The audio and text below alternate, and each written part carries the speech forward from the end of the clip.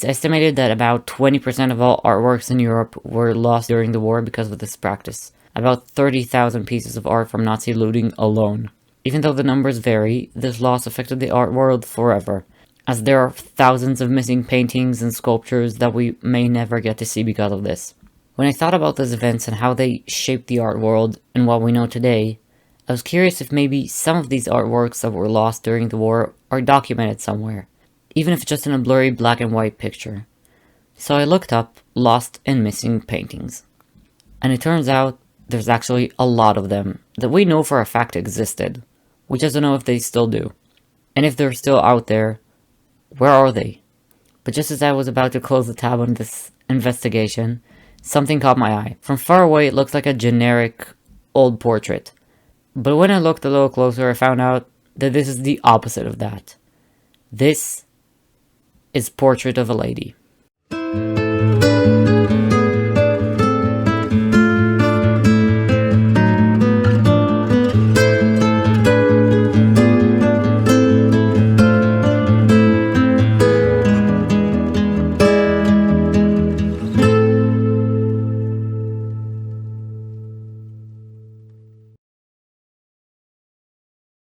When I first discovered this painting, I realized something is strange about it.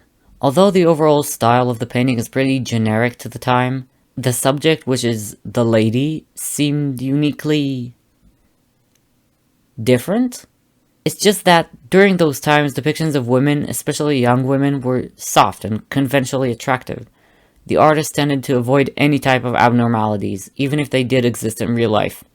And even stranger than that, this woman looks like she might be of high status or even royalty. Her clothes, her stance, and the fact that she even got her own painting from the first place, which at the time would have cost a fortune, points to the possibility that she has a lot of money, or belongs to some kind of dynasty. So, why does she look like that? I'm not trying to sit here and throw shade at a girl from the 1700s, but it just doesn't make any sense for that time. Paintings like these were usually done for families of high status that paid the artist for them, so most artists wanted to depict those people as respectable and attractive. This is just very weird to see in a painting from that period, because even if the girl looks like this in real life, she wouldn't be depicted like it in the painting. But if she doesn't, then that's even weirder. So I had to know what this painting's story is. Is this a genuine work of art that stayed true to the origins? Is it a prank? Who even painted it from the first place? And most importantly, who is this lady?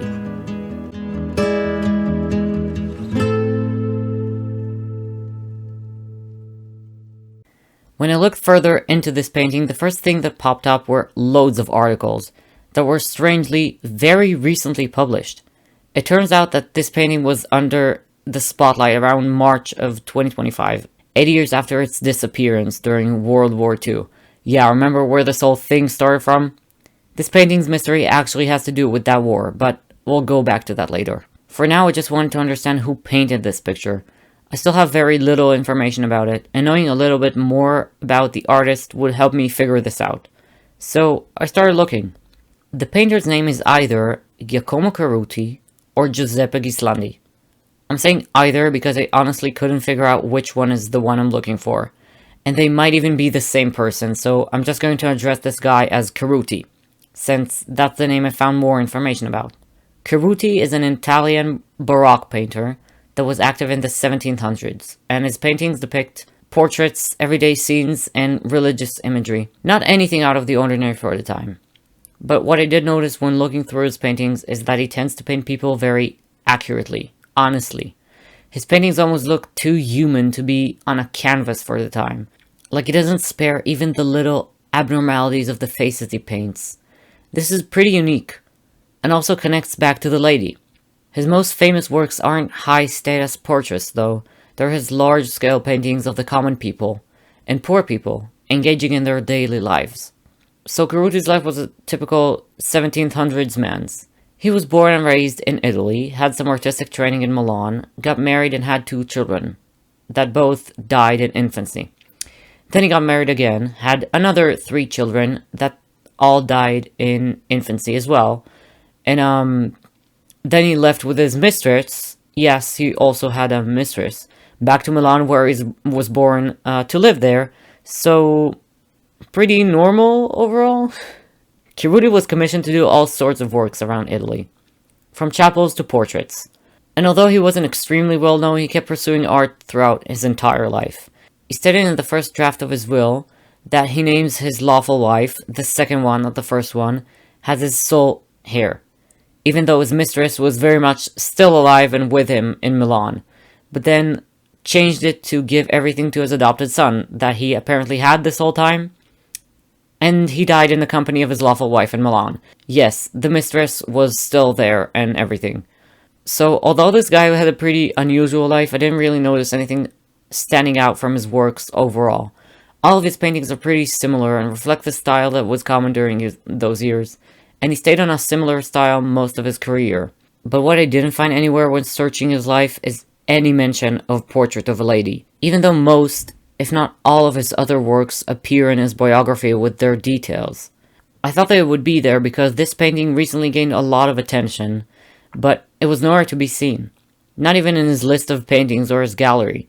So, even though I know who painted the picture, I still don't know anything about the woman in it, if she's even a real person, which led me to theory number 1.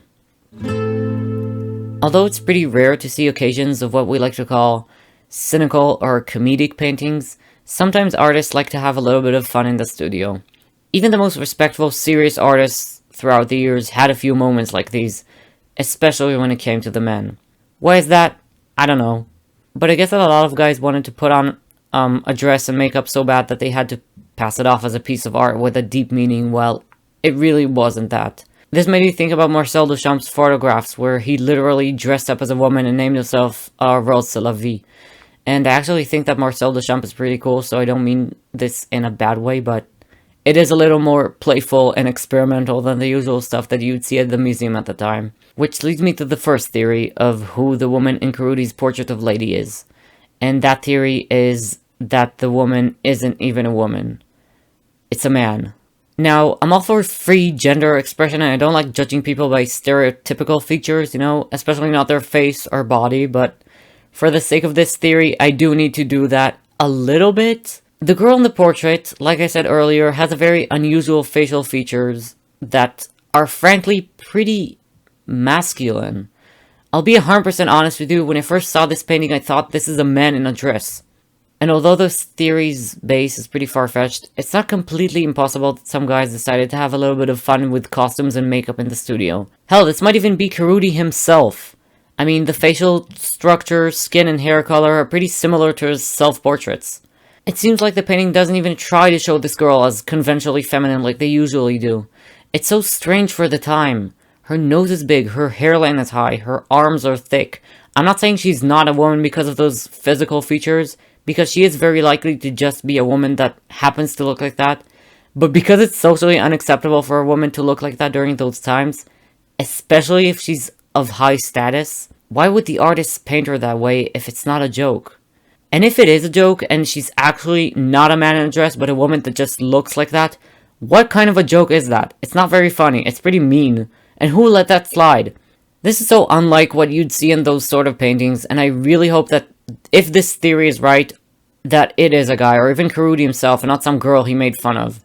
But the guy is pretty weird, so it always is still an option.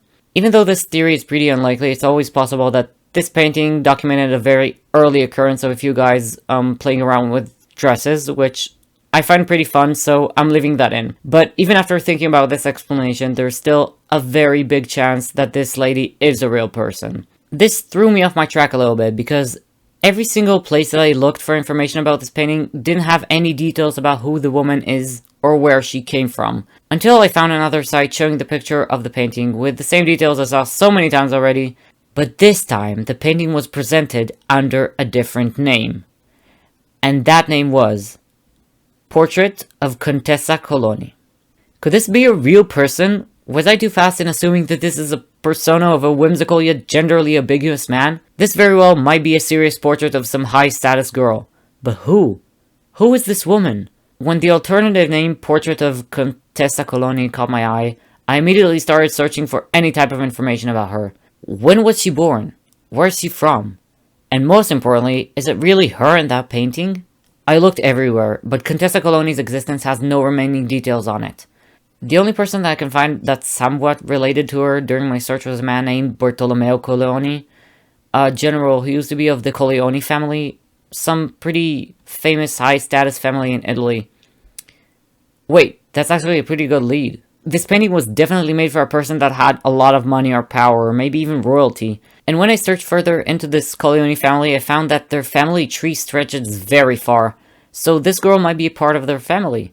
I know this is purely based on her last name, but usually high-status families like these, in the Colleoni's case, a military family or high-end general, they keep the family name going through generations. This guy might even be her father. I mean, it turns out that he has 7 daughters. But there's one problem. Bartolomeo Colleoni was alive during the early 1400s, and please correct me if I missed anything, but I don't know the exact date or year the painting was made, and what I do know is that the painter, Corbucci, lived around the 1700s, nearly 300 years after Bartolomeo passed at the age of 75, which means that if this really is it, if the Colleoni family is really her family, the woman in the painting has to be someone's great-great-granddaughter, and luckily, this family has some information on it. And again, Bartolomeo has 7 daughters, so the possibility that the woman in the painting is related to one of them is pretty high. But before I jump into conclusions about the Colleoni family, I first must get to know them a little better.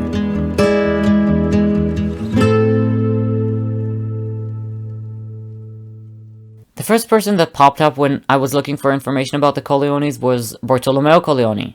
As I said, he was a famous general and a captain of the Republic of Venice. He also got his own statue of himself riding a horse when he died, and you can still see this statue today. By the way, people to this day are still not sure where Bartolomeo's remains are, as they're missing from his sarcophagus that's inside the family's chapel in Lombardy, the Cappella Colleoni. Yes, they have a whole chapel. Speaking of symbolism in the Colleoni family, they have their very own coat of arms that looks extremely unusual. This is what it looks like. Can you guys guess what those 3 things are? I'll give you a second. Alright, second's over. And for the people that looked at this coat of arms and thought to themselves, is this really what I think it is? It is. It is what you think it is. The official coat of arms of the Colleoni family, a high-status military family in Italy from the 1400s, has 3 pairs of balls on it. This isn't a joke. This is actually totally what those things are. They are 3 pairs of human testicles displayed on this important family symbol. And not only that, these balls appear everywhere, from their chapel to their bedrooms and flags, and the symbol isn't like a new thing. It existed since at least the 1100s. In their chapel, Cappella Colleoni, these testicles are carved into the gates and walls, and it's customary for visitors to rub them for good luck. I'm not making this up. Why is this a thing? Well, remember Bartolomeo Colleoni, the father of this high-status family?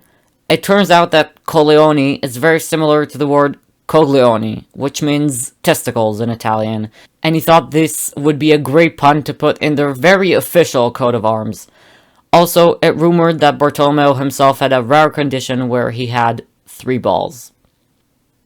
What?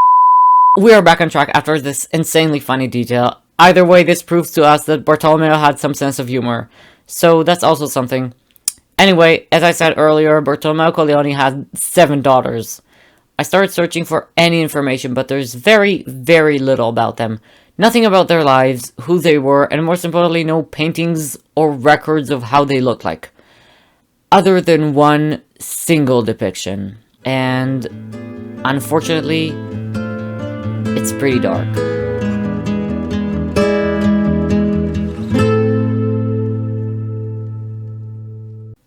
When looking into the chapel's history and details, I found out something unusual. 2 members of the Colleoni family are buried in the chapel. I mentioned the mystery of Bartolomeo's remains earlier, but either way his tomb is there, so that's his official burial place. The second family member buried in the Cappella Colleoni is one of Bartolomeo's daughters, and the only one that I can find any depiction of what she looked like. Maybe you see where this is going. This is Medea Corleone. Except the one and only depiction that I can find of her face is carved into her tombstone. But who is she? And why is she the only one that has any information on her? I mean, Bartolomeo had 7 daughters. I think that at least a few of them would have some details about them. But other than their names, I couldn't find anything. Only Medea had the spotlight. And the reason for that is pretty depressing. Out of all the 7 daughters, Medea was Bartolomeo's favorite one. It's stated in multiple places, and that's also the reason why she has the most information about her.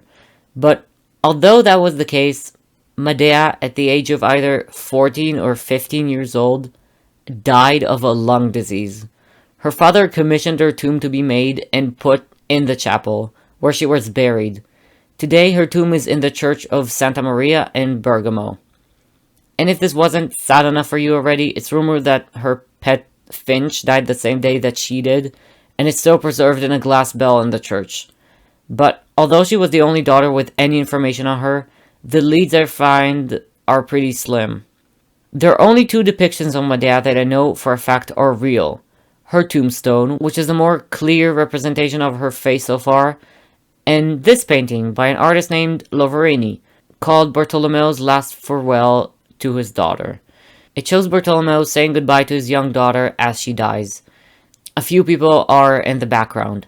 A jester and probably some of her sisters too. And of course, the balls are back. Oh my god. Anyway, the weird thing about this painting is that the family looks drastically different in it than what I saw so far. Bartolomeo's face is softer, as well as the rest of the girls, and Medea, well, you can't even see her face quite well. Which brings me to the tombstone. I looked at Medea's face, the way it looks on the tombstone, and I actually think that her face has some unusual features. Her nose, her forehead, something about her face is pretty unique. And this is a good thing, because we are looking for a unique face. A very unique face. Comparing the face of the lady in the painting to some of the depictions of Bartolomeo, the nose is pretty similar, and compared to the tombstone of Medea, her face and the lady from the painting, although I don't think it's the same girl, they can definitely be relatives. But the woman in the painting can't be Medea's daughter or granddaughter, because again, Medea died when she was 15, and from what I found, she did not have any kids before that.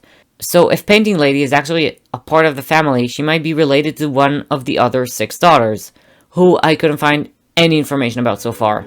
So I'm gonna have to dig a little deeper.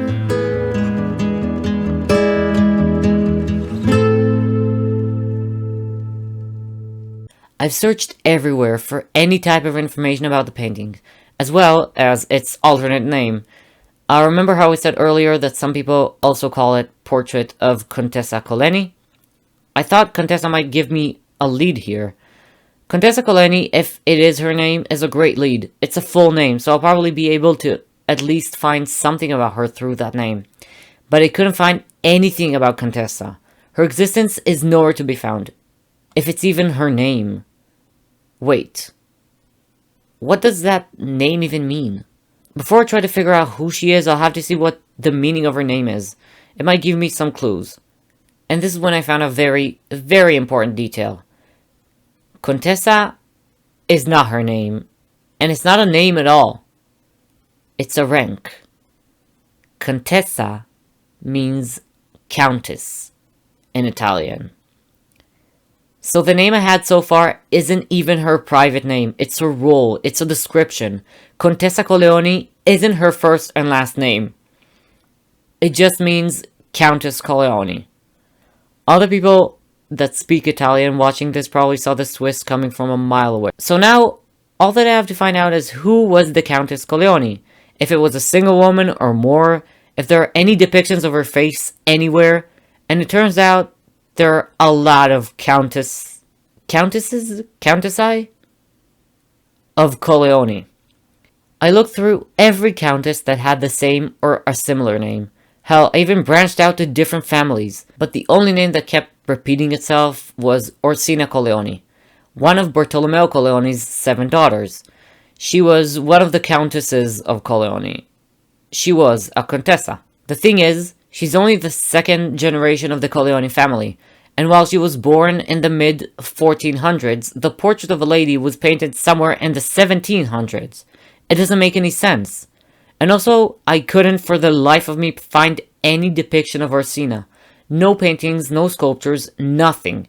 This showed me just how much women during those times didn't get to have any record or depiction of themselves, having to live a private life that consisted mostly of raising their children. So this was again a dead end. Maybe if feminism existed back then, I'd have more information about them. I looked at the Wikipedia article 1,000 times now. I looked at the picture of the painting so much already. I don't understand how this Cerruti guy even painted this if the only leads I have are women that lived 300 years before he was even born. Wait a minute. What if all this time I've been looking for the woman when I should have been looking for the artist? What if Cerruti didn't even paint this? I mean, it was only presumed that it was him, and also, in the very beginning when I just got into this whole investigation, the painter's name is either Giacomo Cerruti or Giuseppe Ghislandi. I'm saying either because I honestly couldn't figure out which one is the one I'm looking for. I remember the artist didn't have only one name, he had two. What if it was a totally different painter? Was I following the wrong guy this whole time? Who even painted this portrait?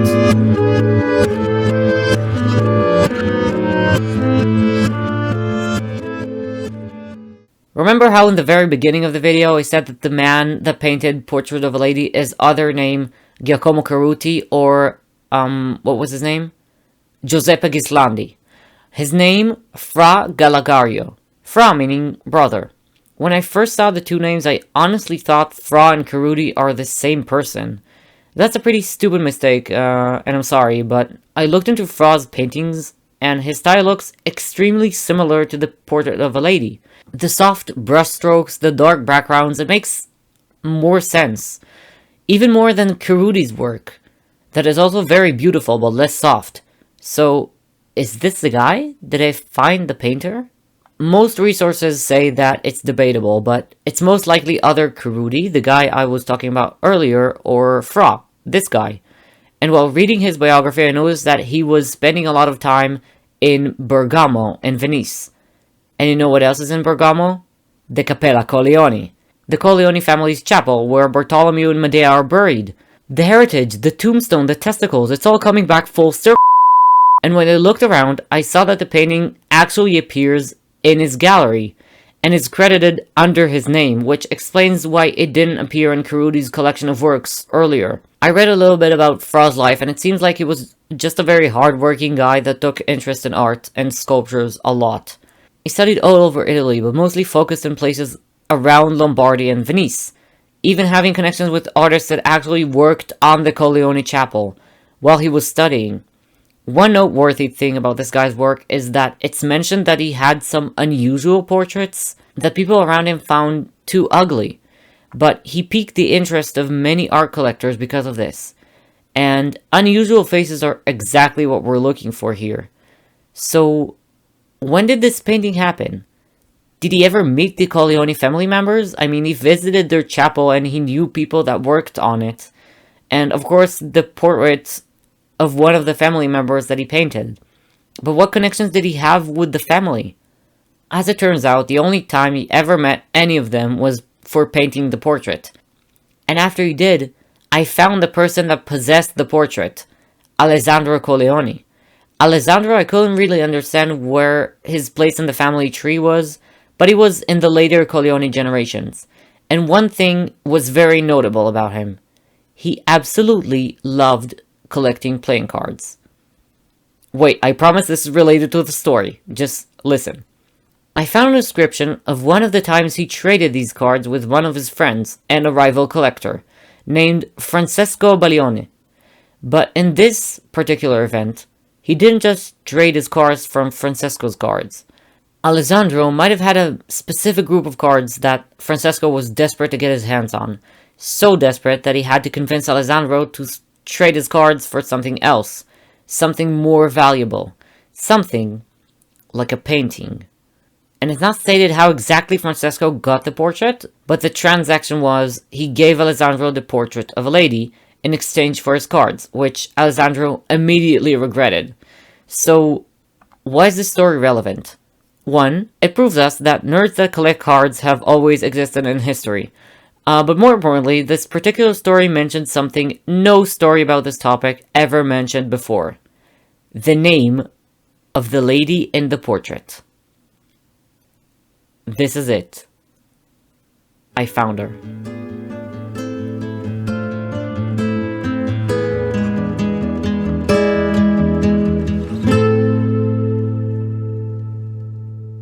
It was said that Count Alessandro Corleone jealously kept his cards for his own pleasure, allowing access to only a very few relatives. A friend and rival collector, Count Francesco Baleone, found a wonderful portrait of a Corleone ancestor, Countess Cecilia Corleone, painted by Fra Gallegario. This is the quote that was written in the story, right before the trade happened. Cecilia Corleone. When I looked her name up, I found about 2 places that stated that this was the woman in the picture. One was the site with the story about the cards, and the other was a brief Reddit post that relates to the painting's resurfacing in 2025, where we are today. Yes, there's still very much more to the story than meets the eye. So that's it. I found the name of the woman. It's Cecilia Corleone. So, who was Cecilia? Well, I don't know. The only record of her existence is this painting, Portrait of a Lady, and another painting, surprisingly by the same artist, called Cecilia Corleone, that looks like this. And while the 2 paintings are very different, I can still see the resemblance. It's the same woman. Her face is pretty similar, her nose, her chin. This is her. But something is off. Why would Cecilia look so different in 2 portraits of herself made by the same artist, roughly around the same time? What changed? Did she just get older? No, it's not only that, and a portrait of a woman was painted somewhere in the early 1700s, approximately around 1700, while this painting of the same girl is said that it was painted in 1750 or 1710. There's no way that she aged backwards, even though we don't know the exact year of the painting. I mean, even there's a 10-year difference, and even if Portrait of a Woman was in fact painted after this painting, did her face suddenly become so drastically different? Or did she even change at all? What if she still looked like what she did in her other portrait of her, but he warped her face? What if he wanted her to look strange? The fact that there's a painting of the same woman by the same artist that is definitely her, from around the same time, changes the story drastically. Now, this isn't just a coincidence. Somebody did this on purpose.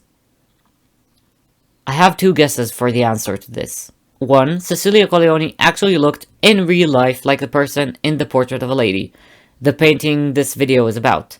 And while there's another painting of her from around the same time by the same artist, in that painting, that artist actually tried to change her face to better fit the beauty standards of the time. While in her portrait that's more honest to her looks, someone decided to try to change things up. Maybe it's an act of rebellion against these standards or just personal choice. My second option is that Cecilia's face actually looked like the woman from the second painting, not like she did in the Portrait of a Lady. But the artist decided to change her face, this time to be less conventionally attractive in the first portrait. Maybe he had some personal affairs with her. Maybe he knew her. Maybe the 2 even had a relationship that ended badly, and after it did, he decided to paint her like that to get back at her. But honestly, because we don't know which painting came first, it's up for debate. Something tells me that there was some changing and reshaping in one of the portraits, either the first or the second, since it's hard for me to believe that Cecilia changed so much over such a short time. So, we found the girl. I figured it out, finally. And although her actual life story isn't very clear, we can still tell that it's her in those paintings, and that if I'm right and my guesses are correct, that she might have had some connections to the painter, more than what meets the eye. But we aren't done yet. Although Cecilia's story ended somewhere in the late 1700s, the next part of the story of her portrait begins nearly 500 years later, in the Second World War.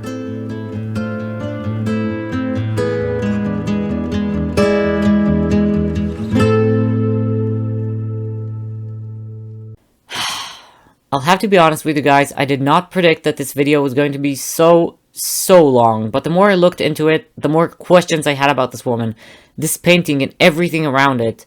Remember how in the very early beginning of this video I mentioned that portrait of a lady was put under the spotlight in 2025 very recently? Yeah. So that was the whole reason I even started making this video. I thought that the story of how it disappeared would be the focus of this whole investigation. But I was missing so many key details. How could I start looking into its disappearance without even knowing who is in the painting? And now that I know who the woman in the painting is, although there are still a few lingering questions about why she was depicted so unusually, what her real face was like, and if she had any ties to the artist, that turned out to be Fra, not Kerudi, I can get into the story of how the portrait went missing from the first place. And that story begins in 1940, during the Second World War. The painting was part of a very large collection of artworks that belonged to Jacques Godstrijker, a very well-known art collector at the time from the Netherlands, that also happened to be a Jewish man. As I mentioned a while ago, the thing about art during the Second World War is that a lot of it was destroyed, and the Nazi regime confiscated and burned so many works from that time. To this day, we might never get to see them. The reason behind those acts was mostly because the art was too modern or against the Nazi agenda, or possessed by racially impure people that had to be wiped from the face of the earth, especially if they were Jewish. So Jacques had this painting in his collection of over 1,000 paintings, and he married an opera singer, had a kid, and planned to flee to America when his home in the Netherlands became more and more unsafe. But his family's visas expired around that time, so they had to escape by boat. During that journey, when crossing the English Channel, Jacques fell into a ditch in the boat and he died.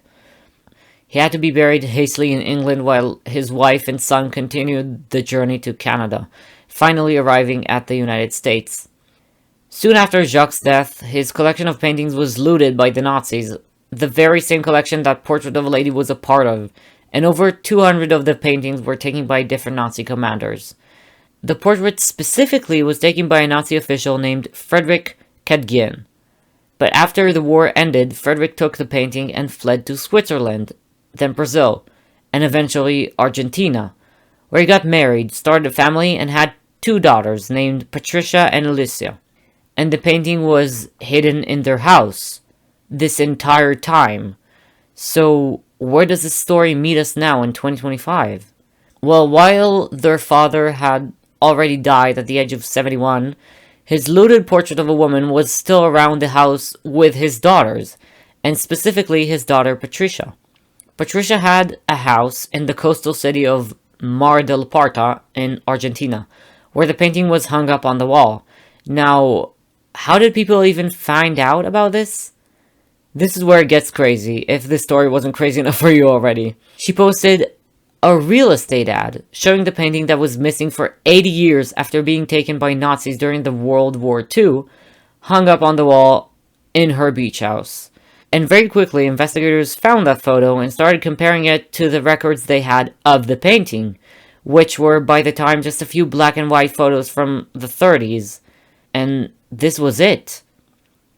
Patricia and her husband were taken into questioning and house arrested because of the possession of this painting in their house. And all of this happened just now in March of 2025. And this is the story of the portrait of a woman. A strange painting with questionable history full of playing cards, graves, testicles, Nazis, and chapels that just got wrapped up not too long ago after being missing for nearly 80 years. Thank you for watching.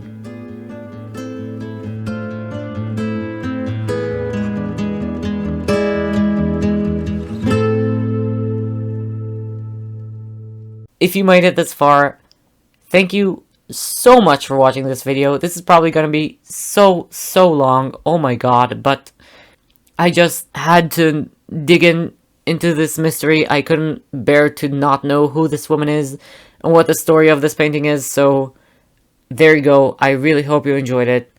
By the way, I tried to include most of my sources in the description via links, because there's a lot. So if you want to see where I got all the information from, it's gonna be down there. If you enjoyed this sort of video and you want me to make other videos that are like mysterious like that, let me know, because I had a lot of fun making this video. And it's gonna probably take me a while to edit, so thank you so much. I will see you in my next video, hopefully very soon, and for now, I was Mango Pangolin. Take care, and goodbye.